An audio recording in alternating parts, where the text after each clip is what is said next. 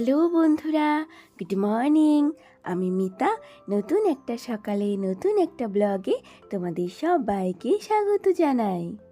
আজ হচ্ছে মঙ্গলবার আর এখন বাজে সকাল 5:30 মতন। আজকের ভিডিওটা আমি এখান থেকেই শুরু করছি তোমাদের সকলকে সাথে নিয়ে। এখন এতটা পরিমাণে সকাল থেকে গরম পড়ে যাচ্ছে না, জানো তো, কাজ করতে খুবই কষ্ট হয়ে যাচ্ছে।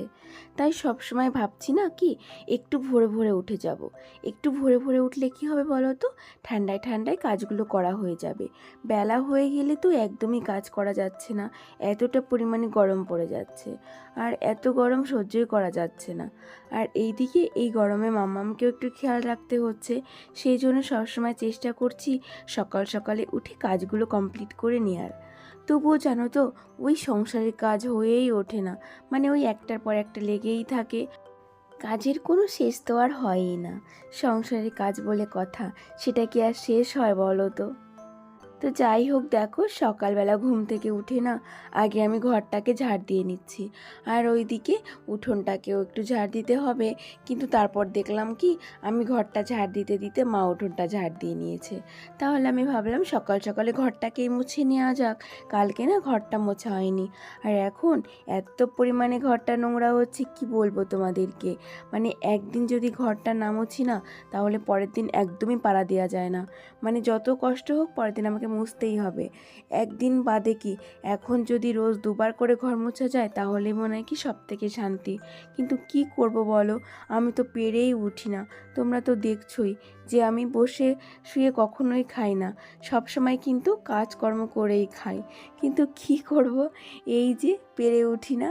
তবে গরমের দিনে জানো তো ধুলোটা এত পরিমাণে ঘরে হয়ে যায় যে ঘরটা না মুছলেই ভালো লাগে না। আর এত বড় বড় ঘর, মানে এতগুলো ঘর আমাকে মুছতে অনেকটা টাইম লেগে যায়। অন্য কাজ আমি করে উঠতেই পারি না। এরপরে যাব স্নান করতে। আমি স্নানটা সকাল সকালেই সেরে নেব। এই যে কাজবাজ করার পরে না এতটা ঘেমে যাই, স্নান না করলে একদমই ভালো লাগে না। কালকের একটু দুধ ছিল, সেটাতে একটু আমশক্ত ভিজিয়ে রেখে গেলাম। তারপরে চলে এসেছি কলতলায়। আমশক্তটা ওদিকে ভিজছে আর এদিকে আমি স্নানটাও সেরে নেব। আর চা করে দিয়েছিলাম আগেই বাবা মাকে, বাবা মা খেয়ে নিয়েছে। তারপরে আমি স্নানটা সেরে নিচ্ছি। তারপরে এই যে পাপোশগুলো নিয়ে এলাম। ঘরটা মোছার সময় দেখলাম যে পাপোশগুলো না প্রচণ্ড পরিমাণে নোংরা হয়েছে। সেই জন্য এই যে কলতলায় নিয়ে এসে পাপোশগুলো আগে আমি ভালো করে ধুয়ে রোদে দিয়ে দিলাম। আর এখন এত রোদ, ওরে বাবারে, মানুষই শুকিয়ে যাবে আর তো কোথাকার পাপোশ। একদিনেই কিন্তু এটা আমার শুকিয়ে যাবে। আর শীতের সময় ওরে বাবা, আমার তো এগুলো ধুতেই ভয় লাগতো। মানে 5-6 দিনের কোনো কথাই হবে না, তার আগে শুকাবেই না।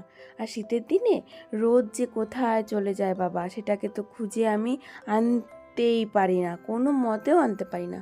আর এই গরমের সময় এদেরকে খোঁজার কোনোই দরকার পড়ে না, এরা এমনি এমনি আমার কাছে চলে আসে আমাকে, মানে কি বলবো, বেশি দুঃখ কষ্ট দিতে। তো যাই হোক, কিছু করার নেই বাবা, এই রোদ টোদ নিয়ে আমাকে চলতে হবে। আর কি বলো তো, সকালবেলা রান্নাটাও তো করতে হবে, না হলে খাবোটা কি বলো? তো সেই জন্য এই যে একটু বড়া ভেজে নিচ্ছি, মুসুরির ডালের বড়া। মানে ডালটা আমি সকালে ভিজিয়ে রেখেছিলাম, সেটা মিক্সিতে আমি পেস্ট করে নিয়েছি, তারপরে বড়াটা বানালাম।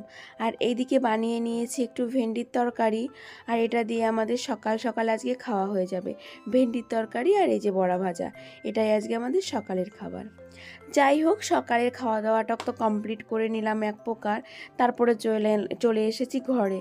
আর এই যে ফ্রিজের ওপরটা, শুধু ফ্রিজের ওপরটার কথা বলবো না, শোকেজের ওপরেও খুব নোংরা জমেছে জানো। আর আমি তো কি বলো, এই যে বাইরের যে মানে ফ্রিজের যে বাইরেটা সেটা তো রোজই পরিষ্কার করে নিই। শোকেজের যে বাইরের পোর্শনটা সেটাও কিন্তু আমি রোজই পরিষ্কার করে নিই। কিন্তু ওপরে ওপরে তো আমি হাত পাই না। ওটাকে মুছতে গেলে আমাকে টুল আনতে হবে, টুলের উপরে দাঁড়াতে হবে, তারপরে আমাকে গিয়ে ওটা মুছতে হবে। কিন্তু সেটা কিন্তু রোজ আর হয়ে ওঠে না। আর সেই সুযোগে ওপরটাতে প্রচুর পরিমাণে ধুলো জমে গেছে। আমি একটা এই যে আমার একটা স্কার্ফ এখানে পেতে দিয়েছি, তবুও এতে কোনো মানামানির সিন নেই। তবুও কিন্তু ভীষণ পরিমাণে নোংরা জমে যাচ্ছিল। তার জন্য আমি কি করলাম, এই গরমকে উপেক্ষা করেই পরিষ্কার পরিচ্ছন্ন করা শুরু করে দিলাম। জানো তো, এত গরমে কাজ করা তো কি বলবো, এত কষ্ট, তারপরে এই ধুলোবালি পরিষ্কার করা। কিন্তু কি বলো তো, এই গরমেই যদি তুমি সব জায়গায় নোংরা করে রাখো না, তাহলে আরও বেশি গরম লাগবে। গরমের দিনে যত পরিষ্কার পরিচ্ছন্ন হয়ে থাকা যায়, ততই কিন্তু আমাদের ভালো। আর সেই জন্যই কিন্তু যতই গরম থাক না কেন, আমি কিন্তু এই যে ঘর বাড়ি সবসময় পরিষ্কার পরিচ্ছন্ন করে রাখার চেষ্টা করি। আমার কষ্ট হয়তো হোক না, আমি কিন্তু পরিষ্কার পরিচ্ছন্ন করতেই ভালোবাসি। তাই এই যে নোংরাগুলো সমস্ত পরিষ্কার পরিচ্ছন্ন করে হাত মুখ ধুয়ে তারপরে আমি কিন্তু দুপুরে রান্নাটা শুরু করে দিয়েছিলাম। স্নানটা যেহেতু সকালেই সেরে নিয়েছিলাম, সেহেতু আর কোনো চাপ নেই। তারপরে এই যে দুপুরে রান্নাটা বসিয়ে দিয়েছি। আর বরমশাই কিন্তু সকালে মাছ নিয়ে এসেছিল, সেটা কিন্তু মা কেটে দিয়েছে। তারপরে এই যে রান্নাটাও আমি বসিয়ে দিলাম। আজকে কিন্তু পাতলা করে আলু আর কলার তরকারি করব। আর এতটা পরিমাণে গরম লাগছিল, সেই জন্য কি করলাম বলো তো, একটু শরবত বানিয়ে নিলাম।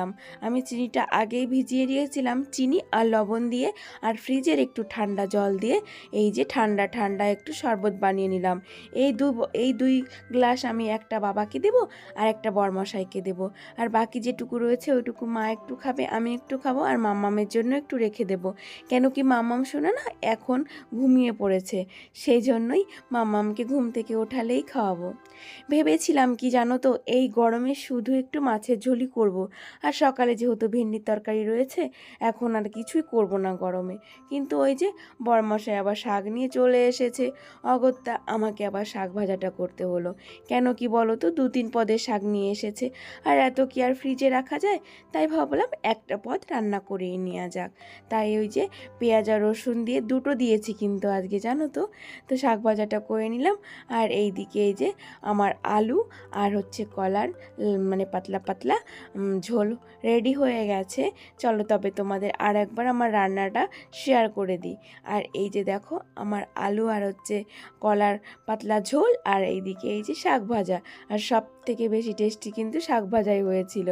আর এই যে সকালে সেই ভেন্ডির তরকারি।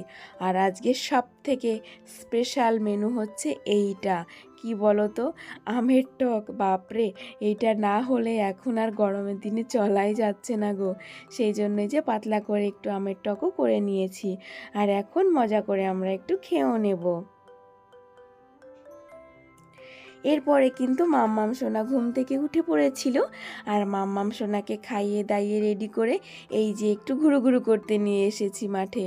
আর এখানে এসে দেখো মাম্মাম কি করে বেড়াচ্ছে, এই জমিটাতে ফসল লাগিয়েছে। আর ও পাখির পেছনে পাখি তাড়াতে তাড়াতে তার মধ্যেই চলে গেছে। এরপরে বাড়িও চলে এসেছিলাম সন্ধ্যার সময় এসে, সন্ধ্যা টন্ধা দেওয়া হয়ে গেছে। তারপরে এই যে মাম্মামে একটু খাবার বানাবো। আর এই গরমে না কিসে জানি না মাম্মাম কিন্তু একদমই কিছু খেতে চাইছে না, জানো। তোমাদের কোনো কাছে টিপস আছে তো বলো আমাকে, যে বাচ্চাদের কি করে খাওয়াবো আর কি খাওয়াবো। আমি তো পুরো বিরক্ত হয়ে যাচ্ছি, মাম্মাম কিছুই খেতে চাইছে না। আর এখন এই যে সন্ধ্যাবেলা একটু দুধের সঙ্গে পিডিয়াশোর গুলে খাইয়ে দেব। মানে আমি চেষ্টা করছি ও যেটাই খায় না কেন সেটাই খাইয়ে দেব, কিন্তু কিছুই তো খেতে চাচ্ছে না, জানো। কি করব আমি বুঝতে পারছি না। এমনি তো রোগা মানুষ, তারপরে যদি না খায় তাহলে তো আরও রোগা হয়ে যাবে। তো দেখি এটাকে যদি একটু খাওয়াতে পারি তাহলে তো আমার অনেক ভাগ্য। আর সকালে যে আমশক্তটা ভিজিয়ে রেখেছিলাম না, সেটা কিন্তু খাওয়া হয়নি। বাবা আর মাকে দিয়েছিলাম, বাবা আর মা খেয়েছে, কিন্তু আমি আর হাজব্যান্ড কিন্তু খাইনি। সেটা এই যে রয়ে গেছে। আর এটাকে কিন্তু আমি ফ্রিজে রেখে দিয়েছিলাম। কেন বলো তো, কেন কি দুধের না নষ্ট হয়ে যেতে পারে। আর দুধটা যেহেতু কালকের, নষ্ট তো হতেই পারে। তো যাই হোক, একটু আগেই কিন্তু এটাকে বের করে নিয়েছি। আর এখন এটাকে আমরা খেয়েও নেব। মাম্মামকে দুধটা খাইয়ে দেব আর আমরা এই আমসত্ত্বটা খেয়ে নেব। আর এখন তারপরে খাওয়া দাওয়া কমপ্লিট করে এই যে চলে এসেছি একটু কাজ করার জন্য, জানো। এই যে এগুলোকে কিন্তু বিকালবেলায় আমরা একদম ধুয়ে মুছে পরিষ্কার করে রেখেছিলাম, আর সেই থালা বাসনগুলোকেই না আমি এখন একটু সাজিয়ে রেখে দেব যেখানে যেটা থাকে। আর এইটাকেও খালি করতে হবে, কেন কি সকালবেলায় তো আবার বাসনপত্র হবে, সেগুলোকে আবার এটার মধ্যে রাখতে হবে। সেই কারণের জন্যই এখন এটাকে খালি করে রাখছি, সকালবেলায় যাতে আমার একটা কাজ এগিয়ে থাকে। আর এখন তো তেমন কোনো কাজ নেই, শুধু কটা ভাত বসাবো তাহলেই আমার কিন্তু হয়ে যাবে। আর তরকারিটা তো রয়েছে দুপুরের, সেই জন্য এখন আর রান্না বান্নারও কোনো ঝামেলা নেই, তাই এই কাজটুকু করে নিচ্ছি। চলো আজকের ব্লগটা কিন্তু আর বেশি বড় করলাম না। তোমরা সবাই ভালো থেকো, আমরাও ভালো আছি। তোমাদের সবাইকে টাটা অ্যান্ড গুড নাইট।